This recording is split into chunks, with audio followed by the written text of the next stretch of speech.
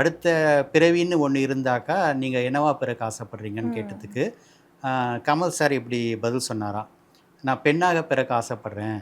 அப்போ தான் என் புருஷனை டைவர்ஸ் பண்ணிவிட்டு புருஷன்கிட்டேருந்து பெருந்தொகையை வாங்கி செட்டில் ஆகிடலாம், சம்பாதிக்காமையே வாழலாம், சொகுசாக வாழலாம். உடைந்து விட்ட கண்ணாடி ஒட்ட வைத்தால் ஒட்டாது, முறிந்துவிட்ட மரக்கிளையும் மறுபடியும் சேராது அப்படின்ட்டு கண்ணதாசனுடைய ஒரு கவிதை வரி ஞாபகம் வருது. ஸோ இந்த அளவுக்கு மீடியாவில் பரஸ்பரம் குற்றம் சாட்டு சொல்லி கொண்டதுக்கு பிறகு அவங்க சேர்ந்து வாழ்வதற்கான வாய்ப்புகள் 99% இல்லை அப்படிங்கிறது தான் என்னுடைய கணிப்பு.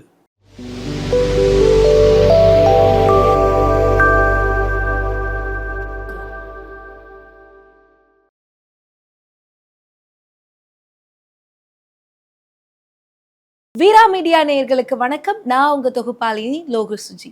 இன்னைக்கு நிகழ்ச்சியில நம்ம கூட பத்திரிகையாளர் மற்றும் பிஆர்ஓ வித்தகன் சேகர் அவர்கள் இணைஞ்சிருக்காரு. சினிமா சார்ந்த நிறைய விஷயங்கள் இன்னைக்கு அவர் கூட பேச போறோம். வாங்க பேசலாம். வணக்கம் சார். வணக்கம் சுஜி. நேயர்களுக்கு அன்பு வணக்கம். எப்படி இருக்கீங்க?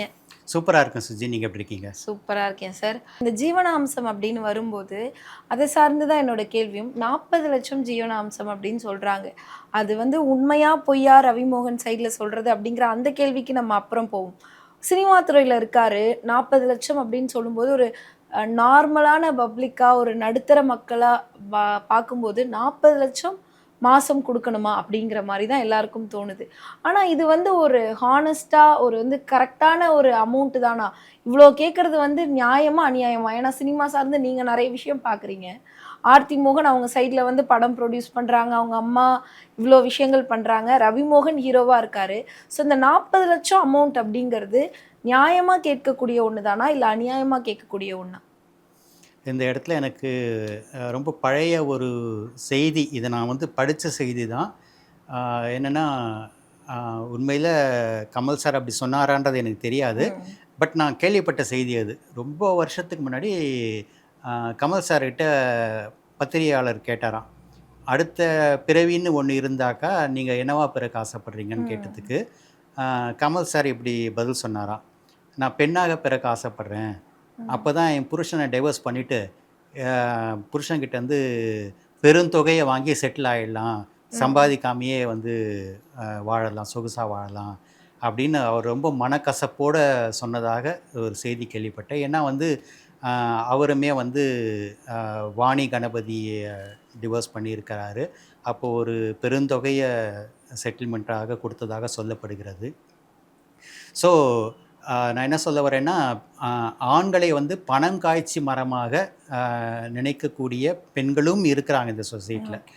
எனக்கு தெரிஞ்சு நான் ஒரு ஆங்கர் பொண்ணை பற்றி, என் ஃப்ரெண்டை பற்றி நான் உங்ககிட்ட போன எபிசோடில் சொல்லியிருந்தேன்.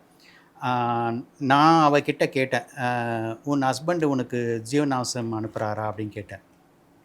நான் ஜீவனாம்சமே கேட்கல வித்து, எனக்கு என் புருஷன் தேவையில்லை அப்படின்னு நான் தூக்கி எறிஞ்சிட்ட பிறகு அவனுடைய பணம் மட்டும் எனக்கு இருக்கு, அது என் தன்மானத்துக்கு இழுக்கு, நானே உழைச்சி சம்பாதிச்சுப்பேன் அப்படின்னு அவள் சொன்னான். அதுதான் ஒரு தன்மானமுள்ள பெண் சொல்லக்கூடிய விஷயமாக இருக்கும். ஸோ இன்றைக்கி ஆண்களுக்கு சமமாக பெண்களும் எல்லா துறையிலையும் சம்பாதிக்கிறாங்க அப்படின்னு சொல்லும்போது, தன்னுடைய ஜீவனத்தை நடத்துவதற்கு ஆணை மட்டுமே ஒரு பெண் ஆண்கிட்டேருந்து மட்டும்தான் பணம் வேணும் அப்படின்னு கேட்குறதுல நியாயம் இருப்பதாக, அந்த பெண்ணுக்கும் சம்பாதிக்கிற வசதி இருக்கும்போது, அந்த பெண்ணுக்கு ஒரு பெரிய பொருளாதார பின்புலம் இருக்கும்போது, ஆண் ஜீவனாம்சம் கொடுக்கணும்னு ஒரு பெண் கட்டாயப்படுத்துவது நியாயமானதாக எனக்கு தோன்றலை. இதை நான் ஜெயம் ரவி கேஸுக்காக நான் சொல்லலை, நான் பொதுவாக சொல்லக்கூடிய ஒரு விஷயம். அது நான் 40 லட்சம் ரூபாய் எப்படி பார்க்குறீங்க? அவங்க கேட்குறது சரி கிடையாது. 40 லட்ச ரூபா ஆக்சுவலி கொடுக்க முடியுமா ஜெயம் ரவி அவர்களால்? அது எப்படி கரெக்டான அமௌண்ட்டு தானா? ஜெயம் ரவிக்கு ஒரு உத்தேசமாக ஒரு 8 அல்லது 10 கோடி சம்பளம் இருக்கலாம் அப்படின்றது என்னுடைய யூகம். இது நான் கேள்விப்பட்ட தகவல் கூட கிடையாது, என் யூகம்தான். ஸோ அப்படி அவர் கோடிக்கணக்கில் சம்பாதிக்கிறார் அப்படின்னும்போது 40 லட்சம் ஜீவனாம்சம் கொடுக்க முடியும் அவரால். ஆனால் ஏன் கொடுக்கணும் அப்படிங்கிறது தான் கேள்வி. இவங்க தரப்பில் ஆர்த்தி ரவி தரப்பில் 40 லட்சம் கேட்கலன்ட்டு சுஜாதா சொல்கிறாங்க. அதையும் நாம் கவனத்தில் எடுத்துக்கணும்.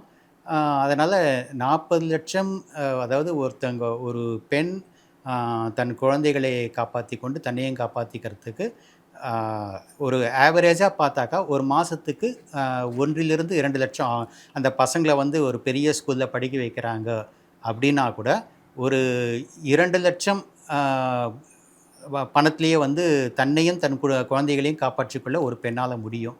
ஸோ அதை தாண்டி அதை விட அதிகமாக அந்த மாதிரி கேஸ் கூட வந்துருக்குது. ஒரு பெங்களூரில் வந்து ஒரு பெண் வந்து தன் கணவர் வந்து தான் வந்து ரொம்ப சொஃபிஸ்டிகேட்டட் லைஃப்பை லீட் பண்ணிட்டதாகவும், அதனால் தன்னுடைய விவாகரத்தான கணவர் தனக்கு வந்து 40,00,000 ஜீவனாம்சம் கொடுக்கணுன்ட்டு அந்த பெண் கேட்டதாகவும், அதுக்கு அந்த கேஸை விசாரித்து தீர்ப்பளித்த பெண் நீதிபதி, அது பெண் நீதிபதிங்கிறத நான் அழுத்தி சொல்கிறேன். ஏன்னா அந்த அளவுக்கு அவங்க நேர்மையான மனசாட்சியுள்ள நீதிபதியாக இருக்காங்க. ஜெண்டர் பயாஸ் இல்லாத நீதிபதியாக இருக்காங்க. அவங்க சொன்னது வந்து இந்தியா முழுக்க வைரல் ஆச்சு. அவங்க தன்னுடைய ஆர்டரில் என்ன சொல்லியிருக்காங்கனாக்கா, உங்களுக்கு நீங்கள் சொஃபிஸ்டிகேட்டட் லைஃப்பை டிலீட் பண்ணியிருக்கிறீங்க, அதை அப்படியே கண்டினியூ பண்ணணுன்னாக்கா நீங்கள் சொந்தமாக சம்பாதிங்க. உங்கள் புருஷன் எதுக்கு உங்களுக்கு 40,00,000 கொடுக்கணும் அப்படின்னு கேட்டு, நீங்கள் நியாயமாக உங்களுக்கு சேங்ஷன் பண்ணக்கூடிய அமௌண்ட் ஒரு தொகையை அவங்க சொல்லியிருக்கிறாங்க. 2 லட்சமோ எவ்வளவோ. உங்கள் கணவர் வந்து அதிகம் சம்பாதிக்கிறார்ன்றதுக்காக உங்களுக்கு 40,00,000 கொடுக்கணுன்றது வந்து கட்டாயம் கிடையாது. உங்களுடைய வாழ்க்கையை நீங்கள் நடத்துவதற்கு இந்த பணமே போதுமானது. இந்த பணத்தை மட்டும் தான் நான் சேங்ஷன் பண்ண முடியும். உங்களுக்கு அதுக்கு மேலே பணம் வேணும்னா நீங்கள் சொந்தமாக சம்பாதிச்சுக்குங்கன்னு சொல்லிட்டு அவங்க தீர்ப்பில் சொல்லியிருக்கிறாங்க. ஸோ இதுதான் வந்து நியாயமாக இருக்க முடியும்னு நான் சொல்கிறேன். Okay sir. இப்போ இந்த ப்ரெஸ் மீட், ஏன்னா ஜெயம் ரவி அவர்கள் சைடு ப்ரெஸ் மீட், சுஜாதா அவர்கள் சைடு ப்ரெஸ் மீட், உடனே ப்ரெஸ்ஸை கூப்பிட்டு இந்த மாதிரி ஒரு பிரச்சனை இப்படின்னு வாய்ஸ் அவுட் பண்ணுறது. ரவிமோகன் அவர்கள் வாய்ஸ் அவுட் பண்ணும்போது எல்லாருமே அவருக்கு சப்போர்ட் பண்ணாங்க. இப்போயாவது அவர் ஓப்பன் அப் பண்ணார், என்ன நடக்குது என்ன ஏது அப்படின்னு சொல்லிட்டு அப்படின்னு சொன்னாங்க. பட் சுஜாதா அவர்கள் ஓப்பன் அப் பண்ணும்போது அவங்க பேசும்போது நிறைய பேர் வந்து இது வந்து தேவையில்லாமல் இவங்க இப்போ வந்து இதை பற்றி பேசுகிறாங்க, இந்த ஒரு ப்ரெஸ் மீட்டை கொடுத்துருக்கவே தேவையில்ல அப்படிங்கிற மாதிரி ஒரு சிலர் ஒப்பீனியன் சொன்னாங்க. நீங்கள் இதை எப்படி பார்க்குறீங்க? ஏதாவது ஒரு பிரச்சனைனா ப்ரெஸ்ஸை கூப்பிட்டு இப்படி நடந்துச்சு, இந்த மாதிரி இவ்வளோ காசு நாங்கள் கேட்கல, இதை பண்ணோம், இதுதான் எங்கள் தரப்புன்னு சொல்கிறாங்களே, இது சரியா தவறா? அப்படி பார்த்தீங்கன்னாக்கா, இதை வந்து 2 தரப்புமே வந்து மீடியாவுக்கு கொண்டு வந்திருக்கக்கூடாது. ஆனால் 2 தரப்புமே கொண்டு வந்துட்டாங்க.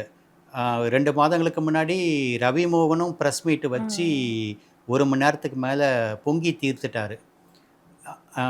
நான்லாம் என்ன எதிர்பார்த்தேன், அந்த சம்பவம் நடந்த 2 நாள்லேயே வந்து ஆர்த்தி தரப்புலேயும் வந்து மீடியாவை சந்திப்பாங்கன்னு நான் எதிர்பார்த்தேன். ஆனால் அது நடக்கலைன்றதே எனக்கு ஆச்சரியமாக இருந்தது. ஆனால் வந்து இப்போது இந்த கோர்ட்டுடைய இன்டரியம் ஆர்டருக்கு பிறகு ப்ரெஸ் மீட் வச்சுருக்காங்க. ஸோ அவங்க வந்து ரவிமோகன் அதாவது தன் மனைவி மேலேயும் மனைவி குடும்பத்தார் மேலேயும் அலிகேஷன்ஸ் வச்சுருக்கும்போது அதுக்கான பதிலை மீடியாக்கள் மூலமாக மக்களுக்கு கொடுக்க வேண்டியது தேவைன்னு இவங்க நினச்சிருக்கிறாங்க. ஸோ ஒருத்தர் தரப்பில் வந்து மீடியாவுக்கு வந்துட்டாங்கனாக்கா அதனுடைய பிரதி ரெஸ்பான்ஸாக வந்து எதிர்த்தரப்புலேயே மீடியாவை சந்திக்க வேண்டிய தேவை ஏற்படுதுன்னு தான் நான் நினைக்கிறேன். Okay sir. இப்போது அப்படி பார்க்கும்போது ரவிமோகன் அவர்கள் சந்திச்சார் மீடியாவை, அப்போ ஆர்த்தி ரவி அவர்கள் தானே மீடியாவை சந்திச்சு? அதுக்கும் சுஜாதாவே பதில் சொல்லியிருக்கிறாங்க. என் மகள் தொடர்ந்தும் தன் கணவரோடு சேர்ந்து வாழ ஆசைப்படுறாங்க, அதனால தான் அவங்க மீடியாவை சந்திக்கலை. மீடியாவை சந்தித்து பேசுனாங்கனாக்கா பல விஷயங்களை வந்து தன் கணவருக்கு எதிரான விஷயங்களை வந்து பேசும்படி ஆகிடும். அது வந்து தன்னுடைய குடும்ப வாழ்க்கைக்கு பாதகமாக வந்துடக்கூடாதுன்றதுக்காக தான் அவங்க மீடியாவை சந்திக்காமல் இருக்கிறாங்கன்னு அவங்க சுஜாதா அம்மா விளக்கம் கொடுத்துருக்காங்க. Okay sir. இப்போது இந்த மாதிரி 2 கேஸ் நடக்கும்போது இந்த குறிப்பிட்ட பிரச்சனையிலையுமே எந்த அளவுக்கு பாசிபிலிட்டி இருக்குது ஒரே வீட்டில் இவங்க எல்லாரும் திரும்பி இணையிறது? ஏன்னா ரவிமோகன் அவர்கள் வந்துட்டு கெனிஷா கூட அவங்கள லவ் பண்ணிட்டு இருந்தாரு, அது இப்போ ஒரு பிரச்சனையாக முடிஞ்சிருச்சு. அவங்கள லவ் பண்ணிட்டு இருந்தாரு, இப்போ இவ்வளோ சண்டை வந்துருச்சு, மீடியாவை கூப்பிட்டு இவ்வளோ விஷயங்கள் சொல்லிட்டாங்க, இப்படி காசு கேட்குறாங்க, டிவோர்ஸ் வரைக்கும் வந்துருச்சு. இதுக்கப்புறம் ஆர்த்தி ரவி நினைக்கிற மாதிரி போய் எல்லா பிரச்சனையும் விட்டு ஒரே வீட்டில் சேர்ந்து வாழ்கிறதுக்கெலாம் வாய்ப்பு இருக்கா? உடைந்து விட்ட கண்ணாடி ஒட்ட வைத்தால் ஒட்டாது, முறிந்து விட்ட மரக்கிளையும் மறுபடியும் சேராது அப்படின்ட்டு கண்ணதாசனுடைய ஒரு கவிதை வரி ஞாபகம் வருது. ஸோ இந்த அளவுக்கு மீடியாவில் வந்து பரஸ்பரம் குற்றம் சாட்டு சொல்லி கொண்டதுக்கு பிறகு அவங்க வந்து சேர்ந்து வாழ்வதற்கான வாய்ப்புகள் வந்து 99% இல்லை அப்படிங்கிறது தான் என்னுடைய கணிப்பு.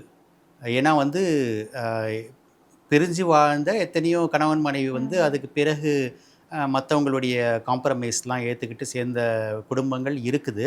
ஆனால் இவங்க வந்து மீடியாவில் பப்ளிசைஸ் பண்ணிக்கிட்டாங்க. ஒருத்தர் மேலே ஒருத்தர் வந்து பல குற்றச்சாட்டுகளை சொல்லி கொண்டாங்க. ஆர்த்தி கூட வந்து கடிதங்கள் மூலம் ப்ரெஸ் நோட்டு அந்த மாதிரி விஷயங்களை வந்து ரவி மோகன் மேலே குற்றச்சாட்டு சொல்லியிருக்கிறாங்க. ஸோ இவ்வளவு தூரம் அவங்களுடைய குடும்ப பிரச்சனை வந்து வீதிக்கு வந்த பிறகு மறுபடியும் அவங்க ஒன்று சேர்ந்து வாழ்வதற்கு வாய்ப்பு இல்லை. ஸோ இப்போ இந்த பிரச்சனைகள் அப்படிலாம் இப்போ இதெல்லாம் வெளில வருது. இதுக்கு முன்னாடியே ரவி மோகன் அவர்களுக்கு இந்த மாதிரியான இஷ்யூஸ்லாம் இருந்திருக்கா? இப்போ தான் இதெல்லாம் ஓப்பன் ஆகுதே. இது முன்னாடியே ஏதாவது வெளியே வந்திருக்கா? பொன்னியின் செல்வனில் நடித்து கொண்டிருந்த போது செட்லேயே ரொம்ப டயர்டாக தூங்கியிருக்கிறார். அதுக்கு என்ன காரணம்னா, அவர் வீட்டில் நிம்மதி இல்லை, அதனால் வீட்டில் தூங்க முடியல அப்படின்னு தான் வந்து சொல்லப்படுது. இதை வந்து அந்த செட்டில் நடித்து கொண்டிருந்த நடிகை சோபிதா துலிபாலா, அவங்க நாகசைதி அன்யாவை சமீபத்தில் கல்யாணம் பண்ணியிருக்கிறாங்க. அவங்க வந்து ரவி மோகன் அயர்ந்து போய் செட்டில் தூங்கிக்கிட்டு இருக்கிறத வந்து ஃபோட்டோ எடுத்து தன்னுடைய இன்ஸ்டாகிராமில் போட்டிருந்தாங்க. போட்டு அச்சோ பாவம், சரியான தூக்கம் இல்லை போது இருக்குது அப்படின்ற மாதிரி ஒரு கேப்ஷன் கொடுத்துருந்தாங்க.